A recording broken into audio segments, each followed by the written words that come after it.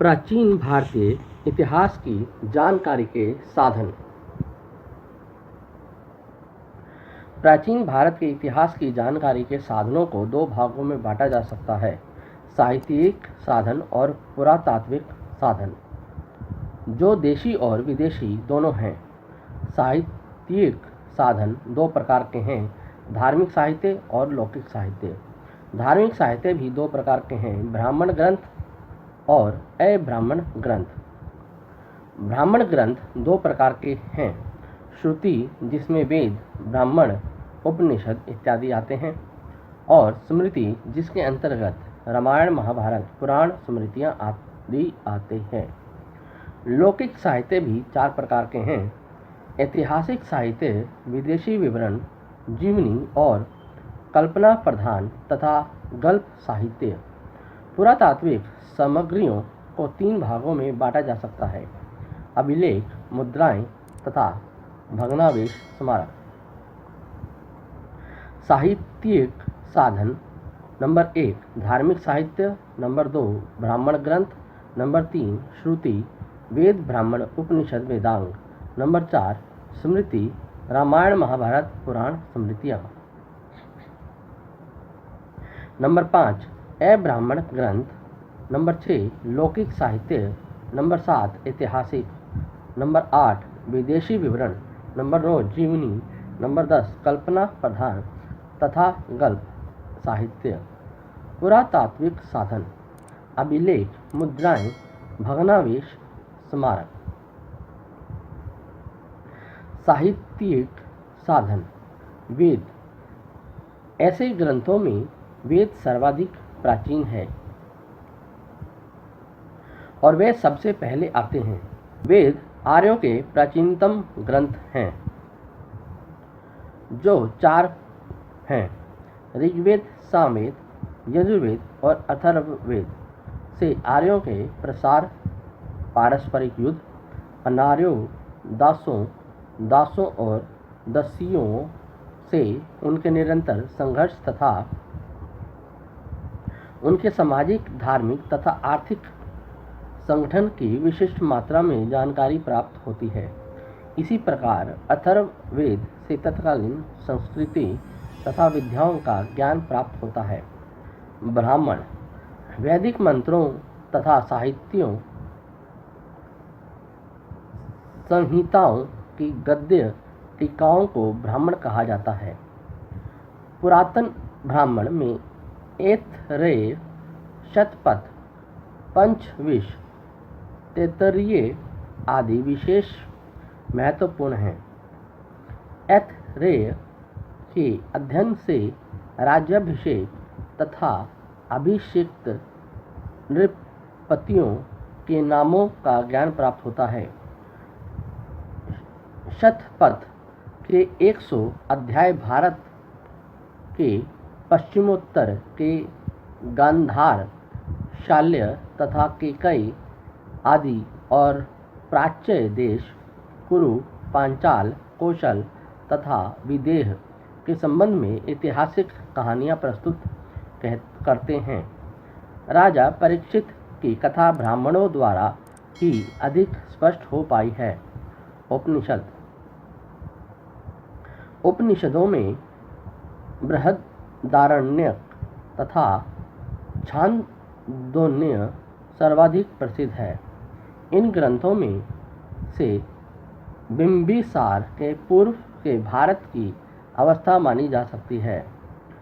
परीक्षित, उनके पुत्र जन्मेजय तथा पश्चातकालीन राजाओं का उल्लेख इन्हीं उपनिषदों में किया गया है। इन्हीं उपनिषदों से यह स्पष्ट होता है कि आर्यों का दर्शन विश्व के अन्य सभ्य देशों के दर्शन से सर्वोत्तम तथा अधिक आगे था।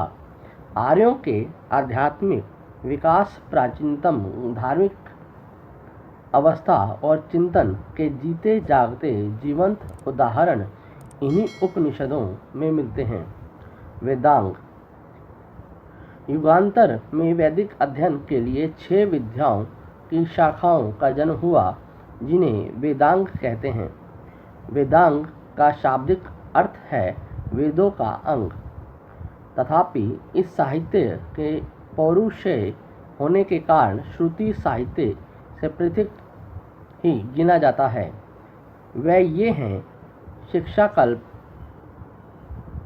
व्याकरण, निरुक्त, छंद शास्त्र तथा ज्योतिष। वैदिक शाखाओं के अंतर्गत ही उनका पृथक पृथक वर्ग स्थापित हुआ और इन्हीं वर्गों के पाठ्य ग्रंथों के रूप में सूत्रों का निर्माण हुआ। कल्प सूत्रों को 4 भागों में विभाजित किया गया। श्रोत सूत्र, जिनका संबंध महायज्ञों से था। गृह सूत्र, जो गृह संस्कारों पर प्रकाश डालते थे। धर्म सूत्र, जिनका संबंध धर्म तथा धार्मिक नियमों से था। शुल्ब सूत्र, जो यज्ञ, हवन कुंड, वेदी, नाम आदि से संबंधित थे। वेदांग से जहाँ एक ओर प्राचीन भारत की धार्मिक अवस्थाओं का ज्ञान प्राप्त होता है, वहाँ दूसरी ओर इसकी सामाजिक अवस्था का भी। स्मृतियों को धर्मशास्त्र भी कहा जाता है। श्रुतस्तु वेद विज्ञो धर्मशास्त्रहम तु वे स्मृति ही। स्मृतियों का उदय सूत्रों को बाद हुआ।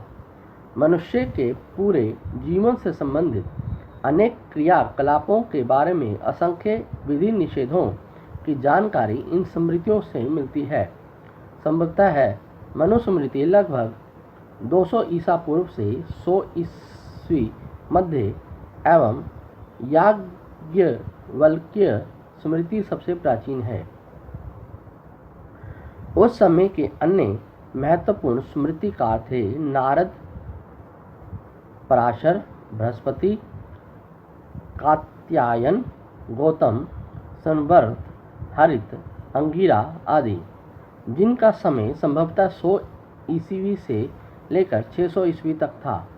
मनुस्मृति से उस समय के भारत के बारे में राजनीतिक, सामाजिक और एवं धार्मिक जानकारी मिलती है।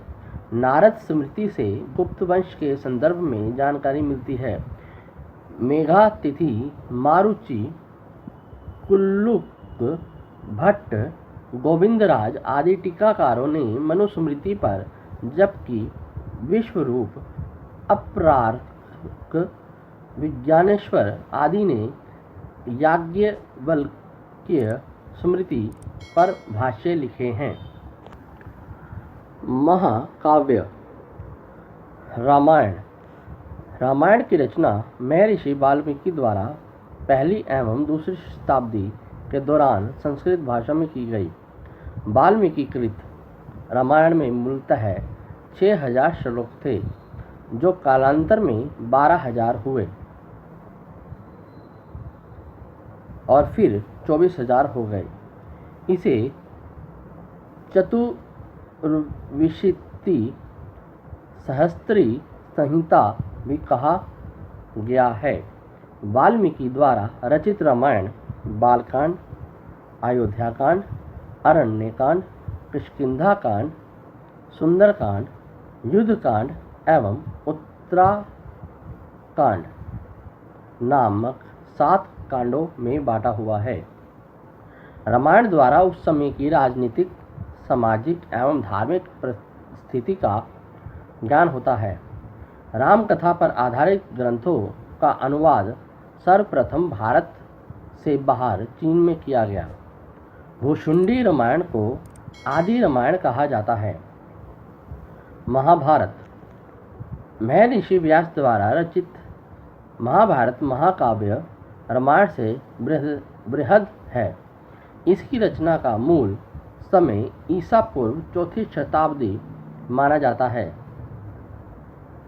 महाभारत में मूलतः 8800 श्लोक थे तथा इसका नाम जय संहिता विजय संबंधी ग्रंथ था। बाद में श्लोकों की संख्या 24,000 होने के पश्चात यह वैदिक जन भरत के वंशजों की कथा होने के कारण भारत कहलाया। कालांतर में गुप्त काल में श्लोकों की संख्या बढ़कर 1 लाख होने पर यह शत सहस्त्री संहिता या महाभारत कहलाया। महाभारत का प्रारंभिक उल्लेख आश्वलाय ग्रह सूत्र में मिलता है। वर्तमान में इस महाकाव्य में लगभग 1 लाख श्लोकों का संकलन है। महाभारत महाकाव्य 18 पर्वों आदि सभा, वन, विराट, उद्योग, भीष्म, द्रोण, कर्ण, शल्य, सौप्तिक, स्त्री, शांति, अनुशासन, अश्वमेध, आश्रमवासी, मौसल, महाप्रशासनिक एवं स्वर्गारोहण में विभाजित है। महाभारत में हरिवंश नामक परिशिष्ट है। इस महाकाव्य से तत्कालीन राजनीतिक, सामाजिक एवं धार्मिक स्थिति का ज्ञान होता है। पुराण प्राचीन आख्यानों से युक्त ग्रंथ को पुराण कहते हैं। संभवतः 5वीं से 4वीं शताब्दी ईसा पूर्व तक पुराण अस्तित्व में आ चुके थे। ब्रह्मवैवर्त पुराण में पुराणों के 5 लक्षण बताए हैं। ये हैं सर्प, प्रतिसर्ग, वंश, मनवंतर तथा वंशानुचरित। कुल पुराणों की संख्या 18 है। नंबर 1 ब्रह्म पुराण, नंबर 2 पद्म पुराण, नंबर 3 विष्णु पुराण, नंबर 4 वायु पुराण, नंबर 5 भागवत पुराण, नंबर 6 नारदीय पुराण, नंबर 7 मार्कंडेय पुराण, नंबर 8 अग्नि पुराण, नंबर 9 भविष्य पुराण, नंबर 10 ब्रह्मवैवर्त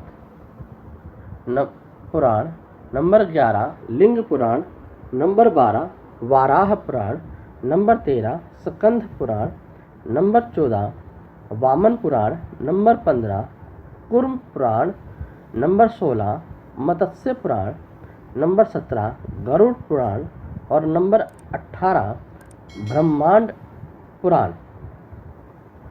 बौद्ध साहित्य को त्रिपिटक कहा जाता है। महात्मा बुद्ध के परिनिर्वाण के उपरांत आयोजित विभिन्न बौद्ध संगीतियों में संकलित किए गए त्रिपिटक, संस्कृत त्रिपिटक संभवतः सर्वाधिक प्राचीन धर्म ग्रंथ है। वुल्लर एवं रिच डेविडज महोदय ने पिटक का शाब्दिक अर्थ टोकरी बताया है। त्रिपिटक हैं सुत्त पिटक, विनय पिटक और अभिधम्म पिटक। जैन साहित्य ऐतिहासिक जानकारी हेतु जैन साहित्य भी बौद्ध साहित्य की ही तरह महत्वपूर्ण है। अब तक उपलब्ध जैन साहित्य प्राकृत एवं संस्कृत भाषा में मिलते हैं। जैन साहित्य जिसे आगम कहा जाता है, इनकी संख्या 12 बताई जाती है। आगे चलकर इनके उपांक भी लिखे गए। आगमों के साथ साथ जैन ग्रंथों में 10 प्रकीर्ण, 6 छंद सूत्र, 1 नंदी सूत्र, 1 अनुयोग द्वार एवं 4 मूल सूत्र हैं। इन आगम ग्रंथों की रचना संभवतः श्वेतांबर संप्रदाय के आचार्यों द्वारा महावीर स्वामी की मृत्यु के बाद की गई। विदेशों के विवरण।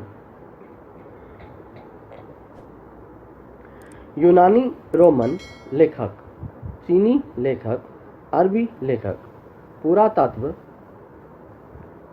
पुरातात्विक साक्ष्य के अंतर्गत मुख्यतः अभिलेख, सिक्के, स्मारक, भवन, मूर्तियां, चित्रकला आदि आते हैं।